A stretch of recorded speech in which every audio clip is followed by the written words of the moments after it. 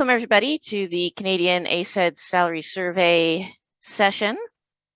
If you haven't been placed on mute, I'd ask that you make sure you are on mute so that we can get through the session as timely as possible. If you have questions, you can put them in the chat and we'll review them at the end of the session.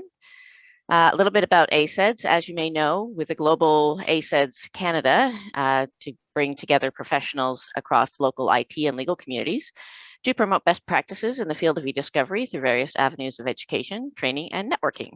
Our two local Canadian chapters are also your direct link to ACEDS National, an organization. Members of your chapter, you not only receive the benefit of both local and national membership, but an entire network of individuals in Canada and really across the globe looking to enhance their e-discovery careers. When I was preparing my remarks for today's session, I was recalling how the survey conceptualized, and it came about from a simple discussion that Veronica and I had the summer before last. We took it to our fearless leader, Anne, and then ACEDS National, and decided to actually expand our idea to have a comprehensive Canadian survey. This is the first on our market to be based solely on our peers' direct information. So I'm really glad that you guys were able to participate today. The survey was based on 83 participants, 60% of which were in Ontario and 40% from Western Canada.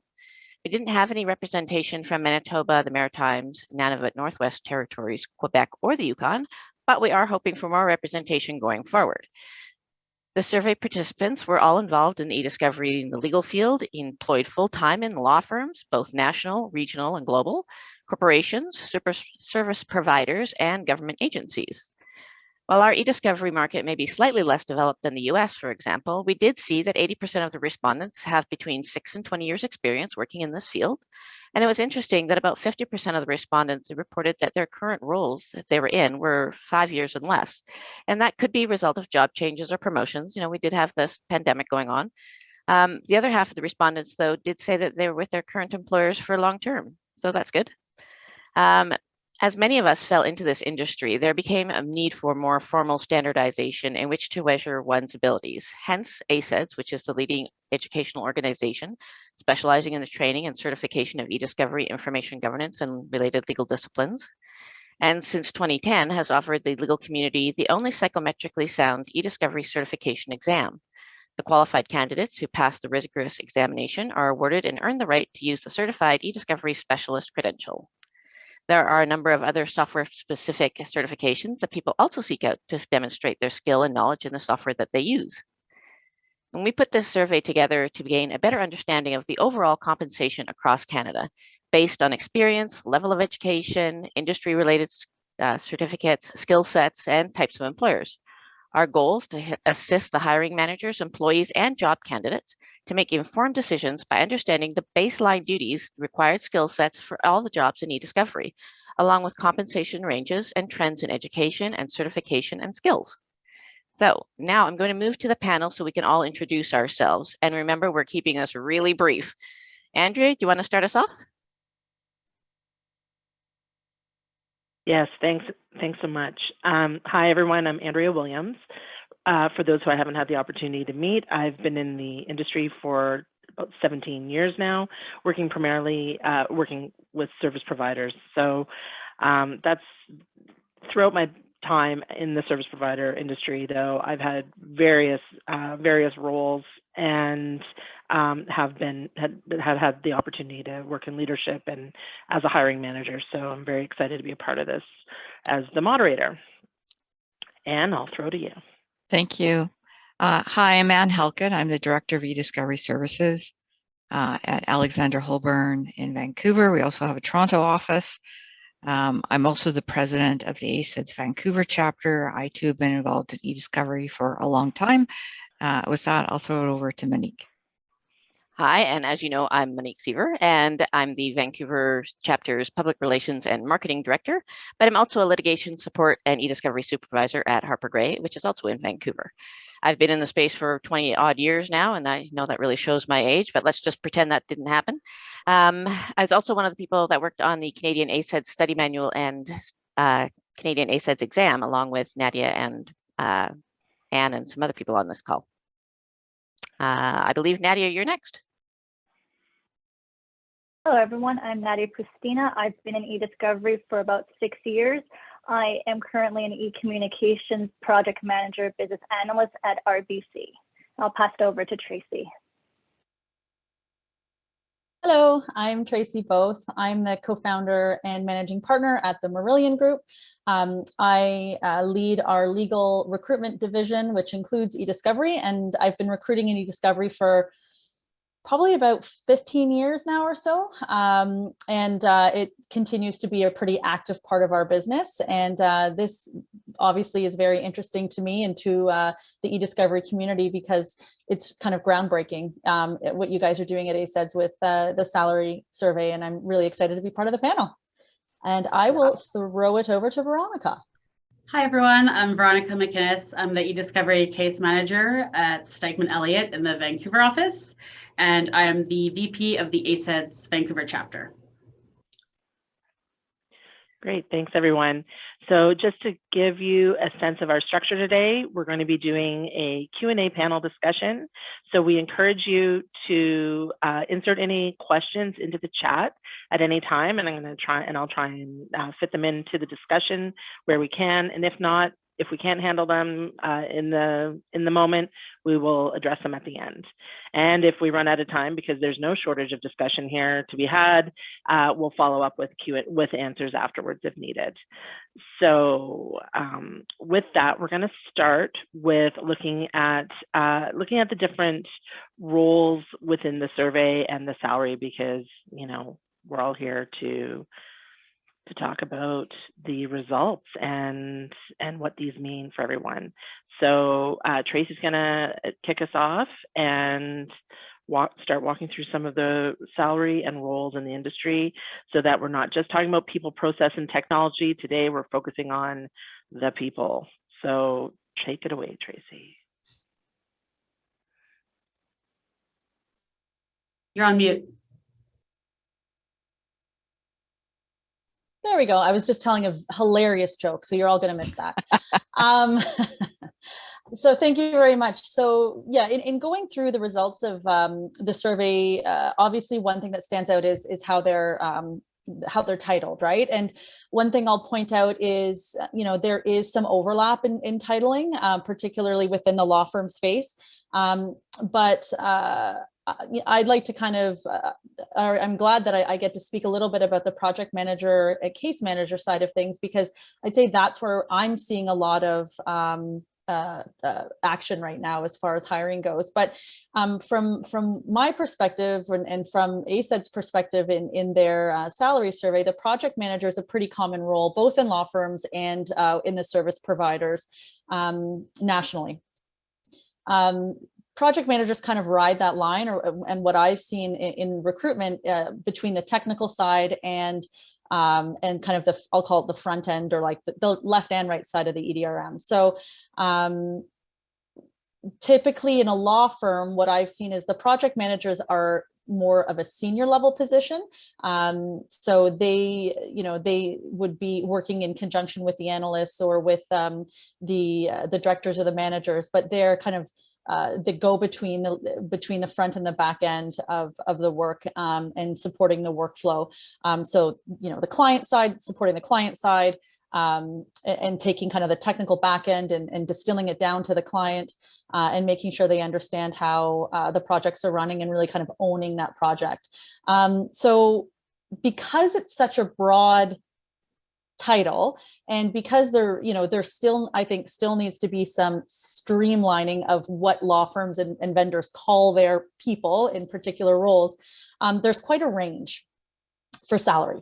And so that's kind of reflected in the ACEDS survey as well. And what we're seeing is, not only the discrepancy between the East and the West, maybe, but also in what people are earning when they're climbing the ladder throughout their career. So what we found, or what ACEDS has found, and what I think is what I've seen as well, is coming into a law firm with as a junior in the PM space, the salary range is pretty bang on. I mean, I think that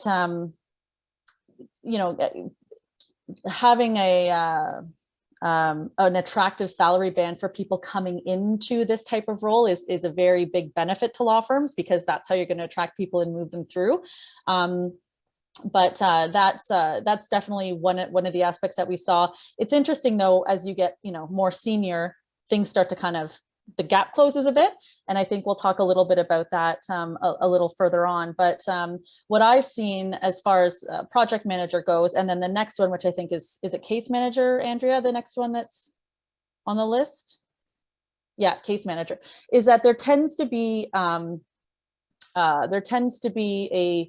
I guess, an either or. You know, some law firms call people who hold these roles project managers, other firms call them case managers. I haven't seen case manager in a vendor. They are predominantly project managers, but in the law firms, I tend to see the role as case manager more so than project manager. And I think, you know, with a case manager, the reason that I think that title reflects a lot of what the, you know, law firm staff are doing is because it tends to flow up through that law clerk side, right? It's not really the back end, the technical support. It's more so the law clerk aspect of the role, which is, you know, the project management, but also document productions, trial preparation, you know, understanding where the case is at, understanding what the next thing to do is with a matter, and kind of really understanding the legal side of the project management or case management side of the role from a law firm perspective.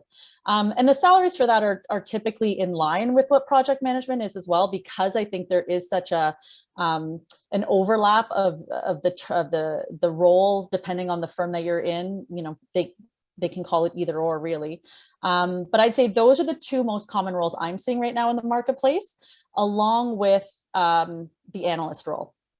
So the analyst role, what I'm finding as well is that is more of the back end, that database management, you know, ingesting data, processing data, and that tends to be a role that law firms will use for someone junior coming in, but also it also reflects the type of work that someone is doing as they're moving through their career. So the analyst is also a pretty big role that we're seeing right now. What I'm not really seeing as much, and maybe I'm jumping around a little bit, but and maybe you guys can chime in on this too, I'm not really seeing the litigation support title being used as much. It still is in the firms, it's being used right now, but I think that it's being phased out a little bit more toward an analyst or a case manager sort of role. So I thought that was a kind of interesting thing that I've been seeing as well. And I'm not sure if ACEDS, if there was, Andrea, was there a section for litigation support, or did it kind of tie into the analyst and specialist? I believe it was tied into the specialist analyst, but Anne or Veronica or Monique, please correct if you feel otherwise.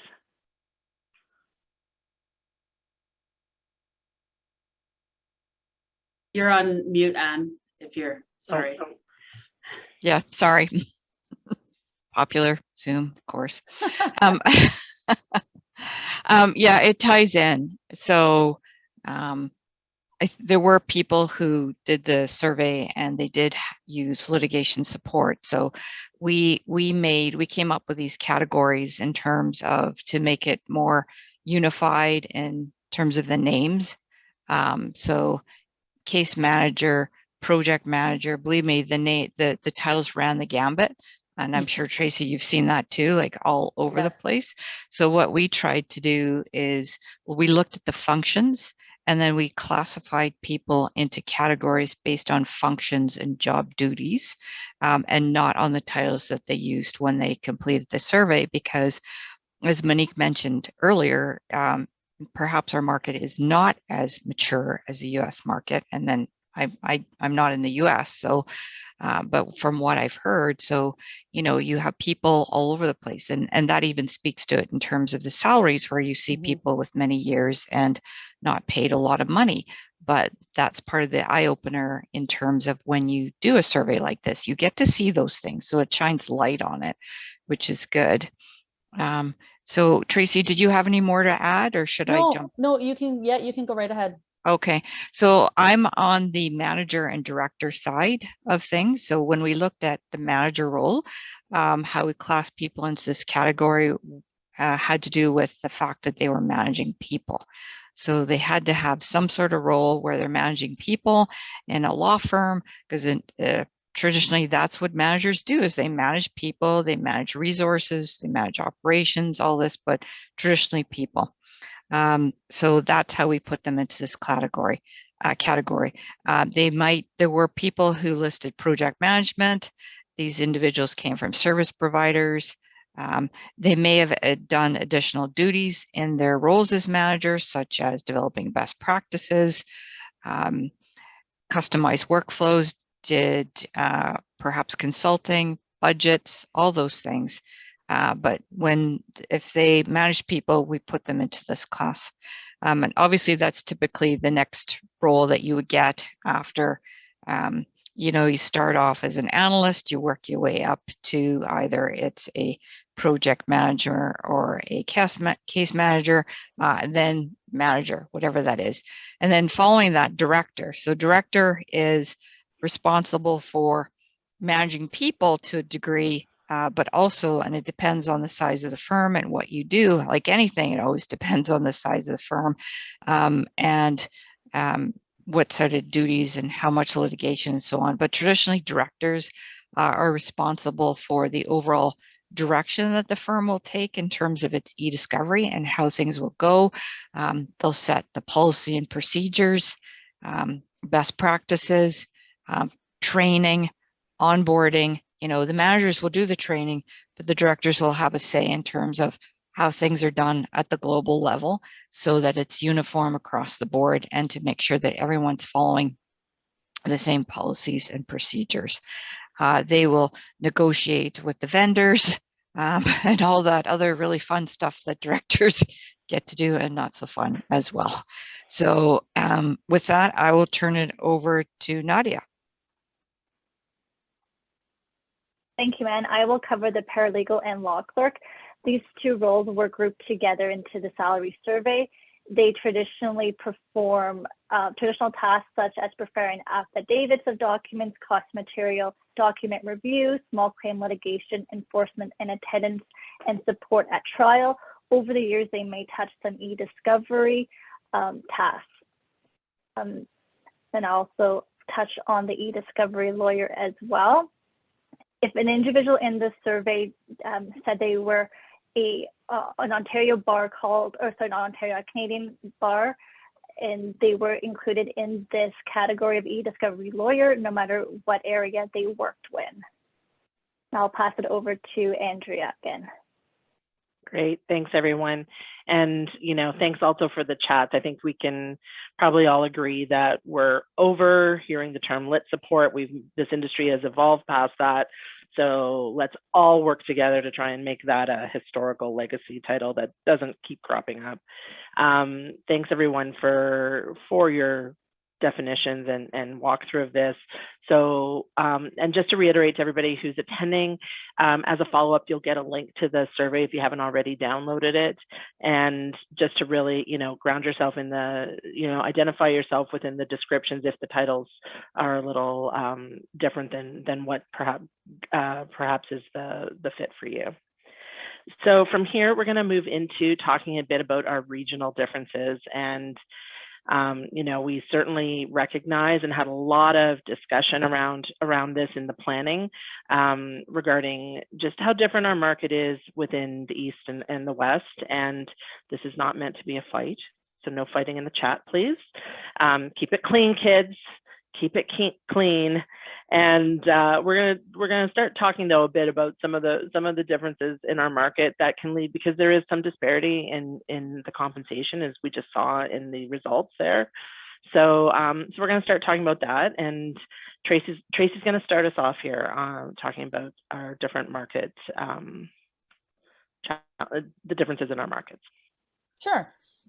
So I think that there's probably a lot at play historically as to why the markets are different, but basically I think traditionally supply and demand has been the reason for Toronto being a more competitive market in e-discovery, just historically. More job opportunities, massive growth, companies setting up their headquarters in the financial center, So I think that historically, that's kind of what's driven the salary disparity between, let's say, the Toronto market and the Vancouver market.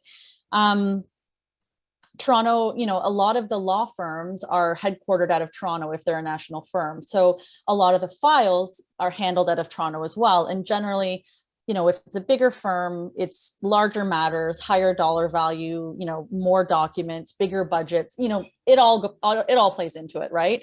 So I think that, as you touched on before, it has to do with the size of the firm, right? And it also has to do with the clients that they serve and how big the matters are. But traditionally, we have seen that Toronto typically has earned more than Vancouver, which is kind of hilarious because cost of living in Toronto until recently, I don't think even came close to Vancouver.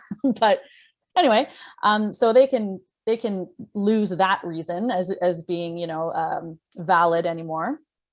But I think now what we're seeing is because the location of talent has traditionally been more in the East, like in Ontario, because of where these law firms are located and these corporate head offices are located, and the banks and everyone else who may have an internal e-discovery group. What we're seeing is now with this new way of work, that's changing.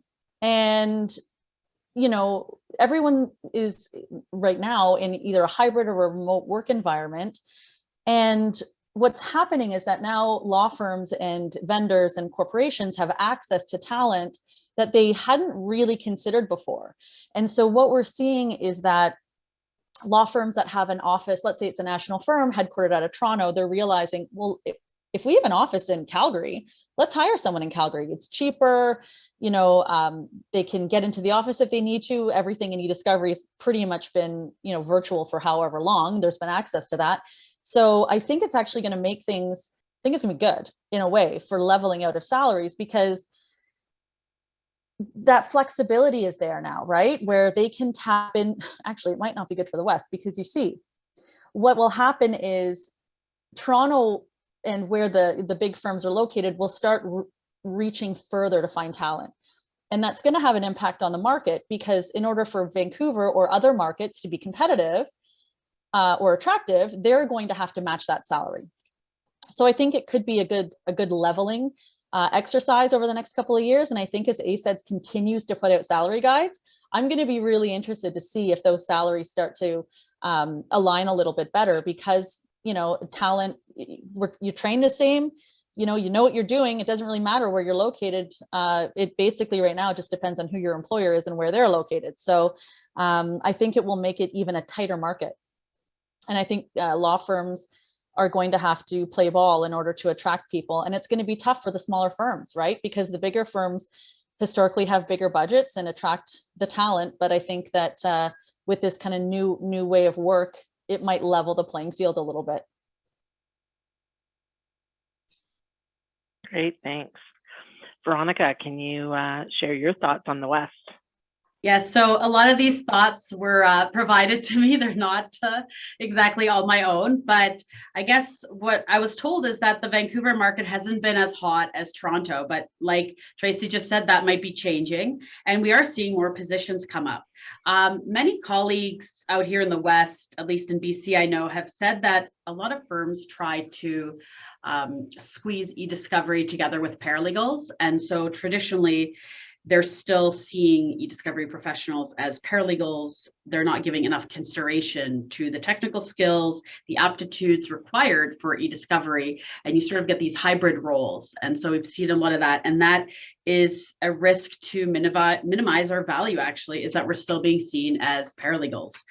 Another thing that we can see a lot on West Coast firms, and this is not so much the national, well, it could be, but it's mostly the kind of local ones, is that unless you have a buy-in from the partners, that it's a profit center and showing that your clients need it and that e-discovery has a really strong value, the roles and possibly salaries won't change. And so there is that really big risk, I think now, especially with the remote work, to lose talent out east, especially if people are able to work remotely. So that's sort of the thoughts that we've sort of gathered about the West. Great, thanks. So we're going to move into some of the key considerations, because, you know, we're faced with, you know, just probably the hottest job market that our industry has had at any time, which is great, and obviously goes hand in hand with what we all keep hearing about, the Great Resignation. But, you know, there's the like you guys have just touched on, the landscape is shifting. You don't have to live necessarily where you work anymore. Hybrid roles are coming into play now as we all consider the return to work. You know, not every organization is on the same page with respect to their expectations and such around what return to work looks like. So let's start having a bit more discussion around some of the key considerations as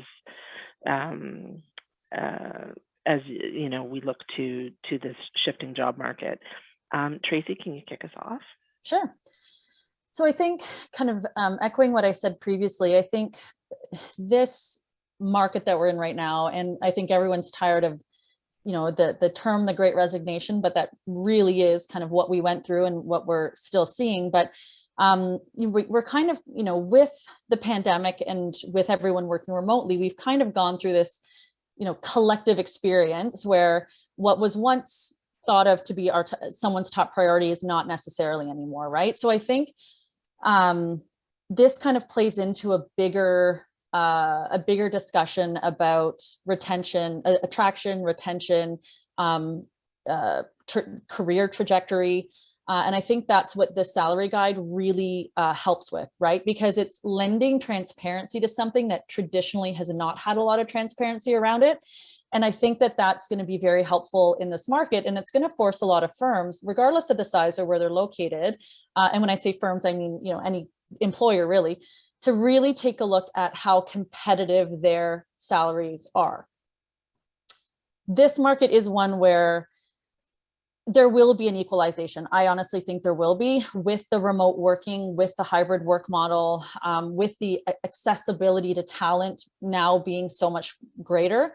There has to be an equalization of salary across the country.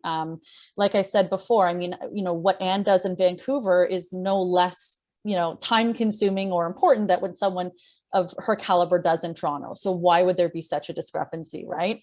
So I think it'll be harder for firms and companies to validate or explain why salaries are not equalized across the country. And, you know, in the past, it could be, oh, well, we have someone working up in Edmonton and the cost of living is so much less there, so we're going to pay them less. And it's like, but that's not how it works now. There's not this silo of where you work. You're a, I'm not gonna say global citizen, but you're basically a national, you know, skill set that can be hired from anywhere now. So I really see that as being one of the key considerations. The other one is, I think there's going to be there already has been, and I think there will continue to be a reckoning internally with staff and salary adjustments. I think I've already started seeing it where firms are going through kind of their compensation models and realizing that in order to retain the people that they have, that they've invested so much time and energy into, they're going to have to increase their salaries, particularly in e-discovery, particularly, you know, with these roles that are not new, but there really isn't the same kind of data that there is on other, you know, long-standing roles. So they think, oh, we're getting such a great deal paying this person X, but it's like, but you're not. You're actually exposing yourself quite, you know, dramatically to those people leaving and joining your competition. So I think that having firms level people up, like really take advantage of this type of data from ACEDS and you know, competitive intel really, and giving, you know, a leveling increase to people so they are competitive will help with that retention and also just help with the culture and the morale. Like had been mentioned earlier, you know, not piling your e-discovery work onto your paralegals and expecting them to perform every task for the same amount of money. It's just not fair. They're separate roles. And I think that the fact that the firms, and I'll just throw it out there, I have not dealt with one law firm who knows what their back to work strategy is. They have no idea. No one firm wants to be the the guinea pig, right? They're risk adverse by nature. They want to see what their competitors are doing first. They want someone else to have a proof of concept before they even get involved. But what this is doing is it's preventing momentum. I think people need to put out their back to work plans so everyone understands that, are we going to be remote? Is this the new normal? Are we going to be hybrid? What's the expectation? Because that'll play into retention as well with employees. And if you're underpaying and then you're not listening to your employee base as far as what their thoughts are on their ideal work situation, you're setting yourself up for disaster. And now there's not just the Toronto, people who are coming for the Toronto talent. There's the Vancouver market that's coming for the Toronto talent, and there's a Toronto market that's coming for the Vancouver talent. So it's going to be much more competitive than it ever has been, which could be great for people who are in the industry, right? And looking to level up and looking to make a move and looking to make more money. But ultimately, I think it's the firm's responsibility to make sure that they are, paying their people appropriately and are taking into consideration what's important to their staff.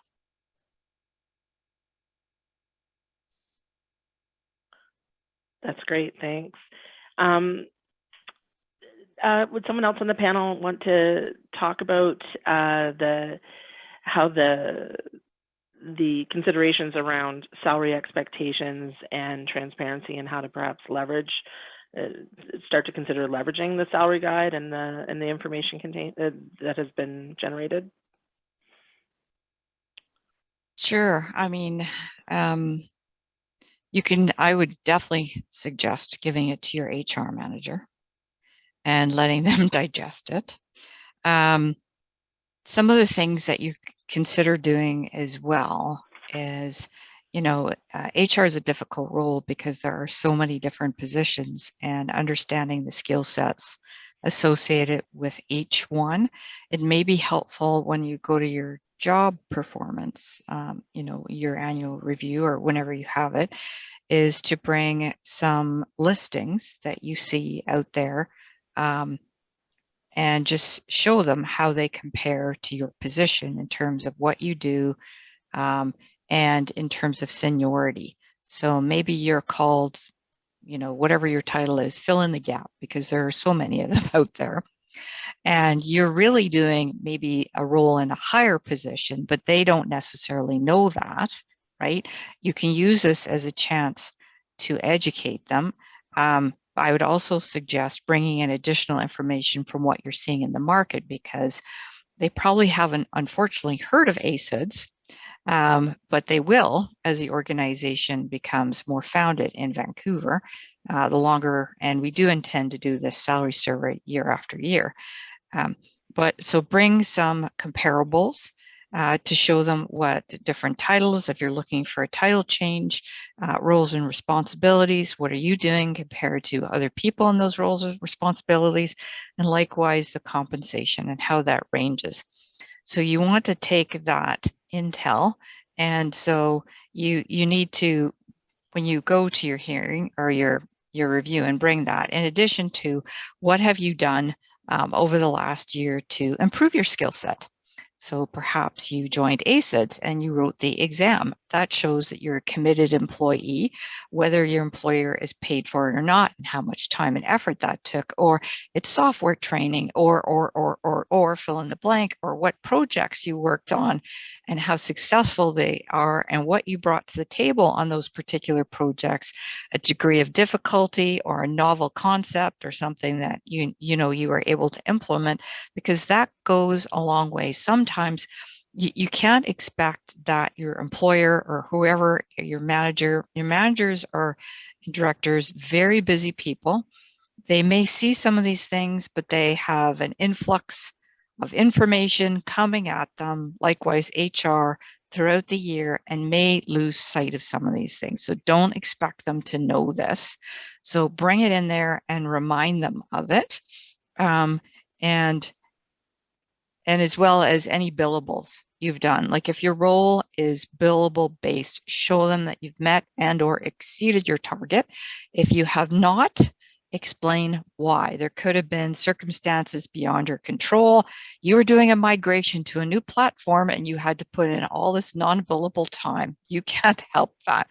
So that will go a long way to helping them see that you deserve a better title, or and that you do in fact deserve an increase.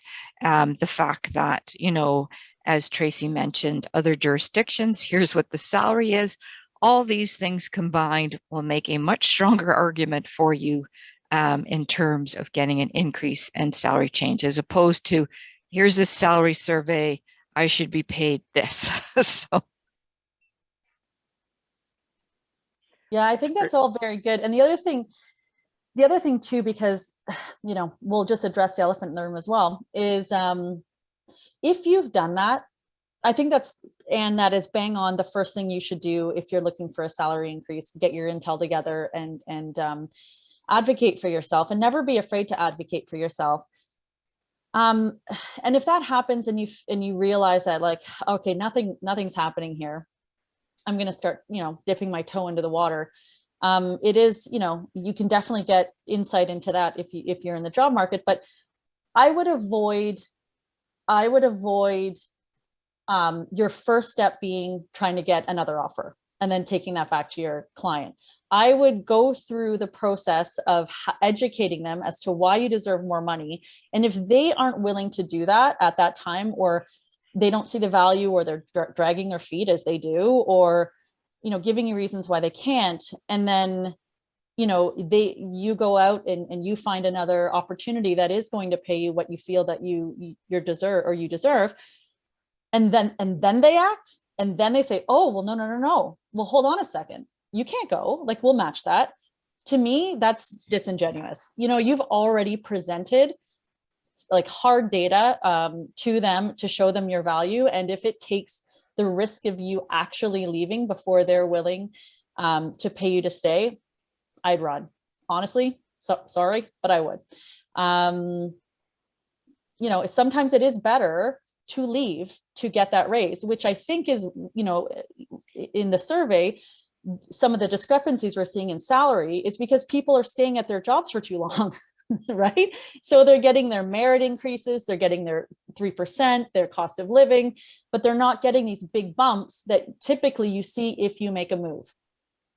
And if firms aren't willing to do that to get you up to a level that, you know, that is within the range, and you need to leave to do that, then leave to do that.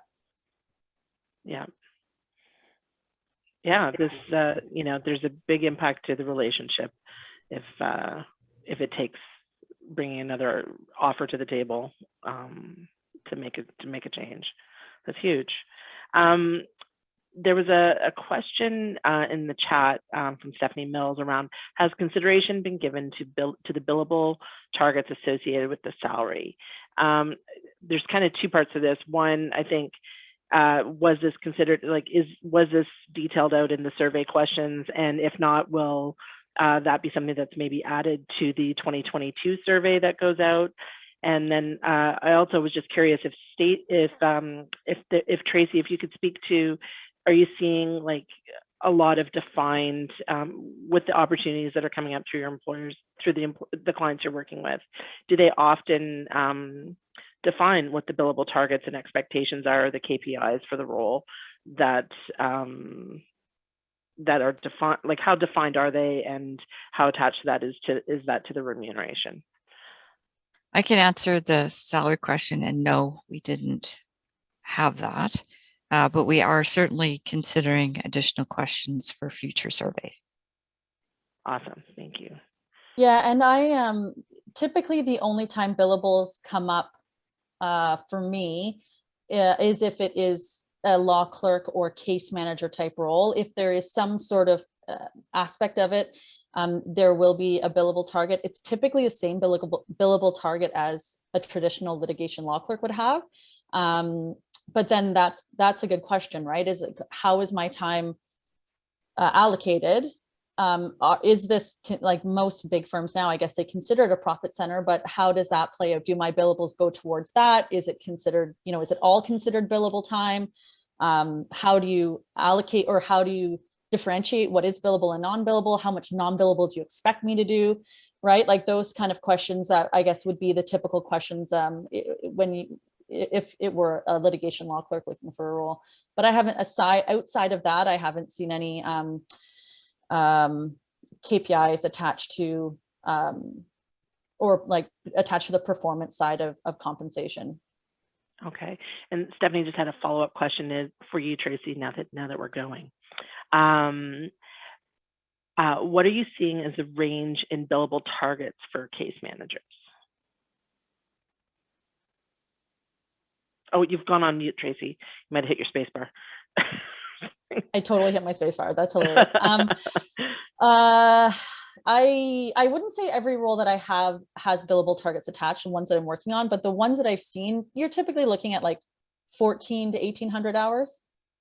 Okay, great, thank you. Great. I think we've covered kind of all the areas that we had hoped to. One of the things that I think of the key considerations, and Tracy's mentioned this, is just consistently being underpaid is an increase in poaching risk. But that all said, let's talk about some closing tips and anecdotes, because we really want to kind of bring it back to focusing on sort of how you can leverage the salary report, the salary survey results and report to better help you to position yourself for both perhaps a market increase if you've been at your organization for a long time, or if you want to start looking to make a change to a different organization. So Anne, I think you were going to kick it off around talking about doing your research. Yeah, absolutely. I mentioned a few things in terms of research. So it's good to know who's hiring, typically what their expectations are when they're hiring, the roles that are out there, how you meet those roles. You can even look in terms of the US and not just Canada. If you're working for a national firm, because maybe there aren't as many people who have your job, or you see that they have your job, why not look south of the border or in other markets to see how you compare to those things and your skill set in terms of how that compares to that. So try not to think about it with a closed mind. And as Tracy said, you do need to advocate for yourself. You need to go in there. You should be prepared. I would also add a few more things, as I see we're getting close to the end, in terms of, if you want me to cover this now, Andrea, like this industry is changing and expanding. The skill sets that you have are transferable to other areas. There's new roles that are coming up within legal that you might want to, did you want to stay in e-discovery, or would you like to transfer your skills to another area? Legal operations. You already use the technology, you're familiar with the technology. That's an area that you're seeing quite a lot with corporations. There's due diligence, investigations, there's contract review. That is in terms of using AI. You're already familiar with AI, contract reviews and AI. It's coming into other areas as well within the law firm. So it's not to say, think outside the box. So maybe if you're tired in e-discovery, maybe look at other areas and don't confine yourself to what you've always thought. And another area, this area is so broad and it touches on so many things. For example, privacy. Privacy is the next up and coming area that you're going to see probably in the next 5 to 10 years is going to explode. You look to see what's happening if you're not already aware of it. The Quebec legislation that's coming in September, that will be the new privacy standard. The PIPEDA, our federal legislation, there's talk of changing that. I won't get into it all, but there is a lot coming in Canada, and you're going to see a lot of jobs in that area exploding. So, look towards the future as well and prepare for that. That's great. Thanks, Anne. That's so true. And, You know, Corey actually earlier in our chat commented too about their title being Senior Cybersecurity Advisor, Investigations and Discovery. You know, yet 90% of the day is e-discovery. It's such a, I love to see this industry bursting out of our niche, and you know, and maybe, you know what, maybe we can say we already have, because this is so relevant in so many places, and that's just growing. And thanks for those comments, Anne. Veronica, it's your turn, my friend. And she's been tasked with, you know, something that I think everybody always has on top of mind at some point or another. How do you ask for more money? Help us, Veronica. I think we've already heard a few tips that can be applied to that from Anne and Tracy. And I think the most important thing, and from Andrea, is to be your own advocate. No one, and I'm saying this in my office right now, so I hope my voice isn't too loud, but no one's going to give you a raise. Like, nobody's going to come out, very rarely, you might get like an increase every year, standard of living, but very rarely do, at least in my experience or from what I've heard from others, do they just give you more money. You really have to ask for it, and you have to prove and show proof. And this is the salary survey is one of those things, to show why you should be receiving that raise. And I think it's also important, if you want a promotion, it's things that you have to self-advocate. You have to look into what you want to do, look for your goals in the future, and kind of go there and get the discussion started. And I think to be transparent is important. So if you want to reach out to a recruiter, then like do it and let them know, like, I don't think I'm ready to move yet, but can we talk?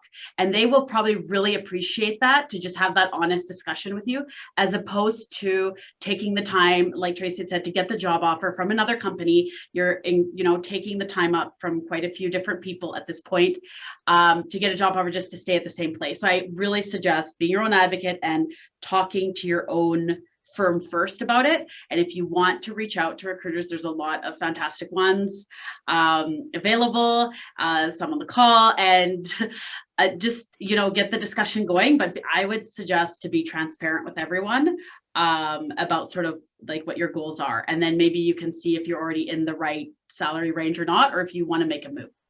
And yeah, those are my suggestions. Yeah, no, I think great. that you should speak up a little louder, Veronica, if you are in your office, so that you can advocate for yourself. I deserve a raise. Yeah.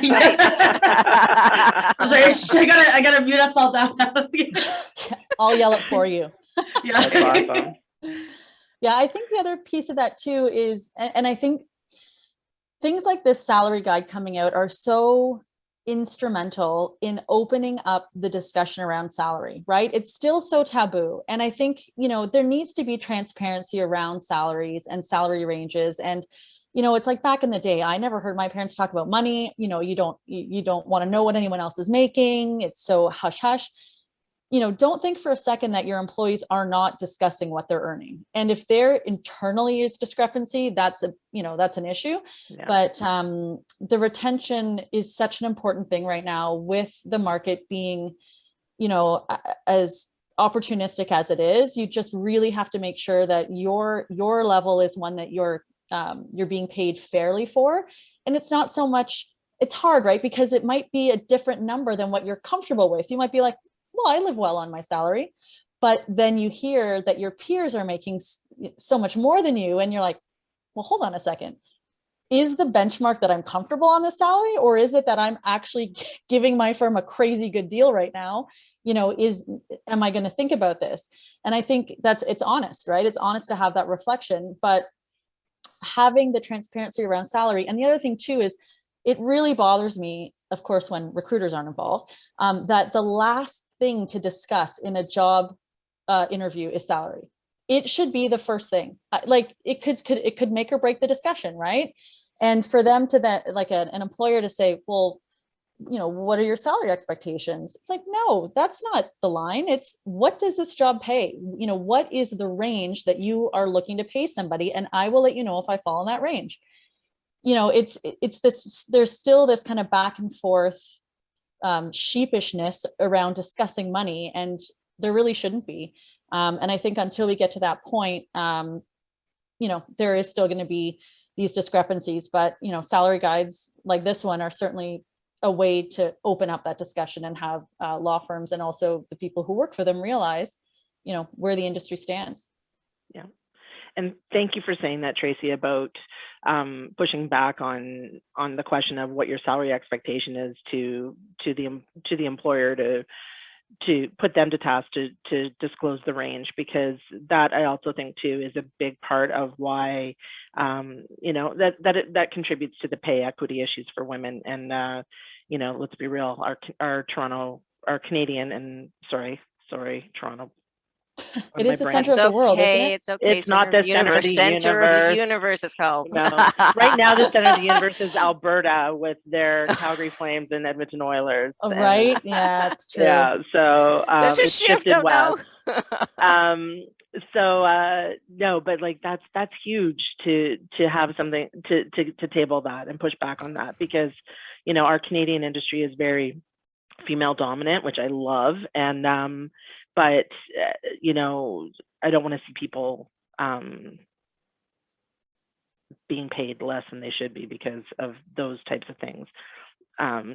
Anyway, and with that, I'm going to just comment around succession planning, because you know, certainly from a hiring manager, from a director manager perspective, I think there needs to be a top-down approach to advocating for our industry, because everything that we do to help these roles, we all have responsibility in some way. And if we are in a position where we're in a a leadership position where you can start advocating. And I know in the organization I've been from in the past, we were very aware of, we tried to be very aware of market value rates for our employees, and trying to advocate for increases and whatnot, because we wanted to keep people. And I think we were pretty good at having long-term employees, and no organization is perfect, but when you're working on your succession planning, I think there needs to be proactive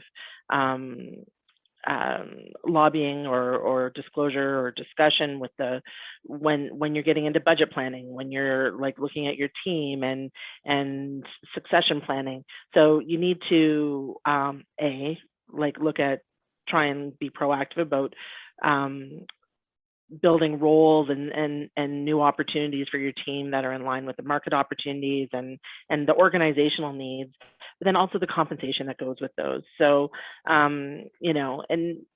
it's an organization's responsibility to do these things, and also it mitigates risks. It helps for redundancy, so that if people do decide to move, because it's going to happen, people are going to move, but that you also have already proactively had the discussion around what the value of these roles and the requirements are. So I think this salary survey results will really help support the directors and managers out there to help them reinforce their arguments and make the business case that's needed to the organizations as well. If anyone else has anything else to comment on that, please definitely add to that as well. I was just going to add one thing, is we've talked a lot about salary, but there's other things in addition to salary that you might want to consider, right? So say you go to your employer and you want a salary increase, and they say, no, that doesn't, there's one thing that I've learned over time. It's no today doesn't mean no tomorrow, right? So, and it's also finding a different way to ask the question. So what is a question? How can you ask that question in a way that they will be receptive and give you what you want? And ultimately, that's how the world boils down to in a lot of respects. It's how to ask the question to get the answer that you want. And so it may or may not be salary. Is that the only thing that you want? Is it, the number of days that you're in the office now negotiating? Did you want to work so many days at home or in the office with this coming back to work, and it's review time, negotiate that. Is it part-time? Maybe you want to work fewer hours. Maybe you want an education budget.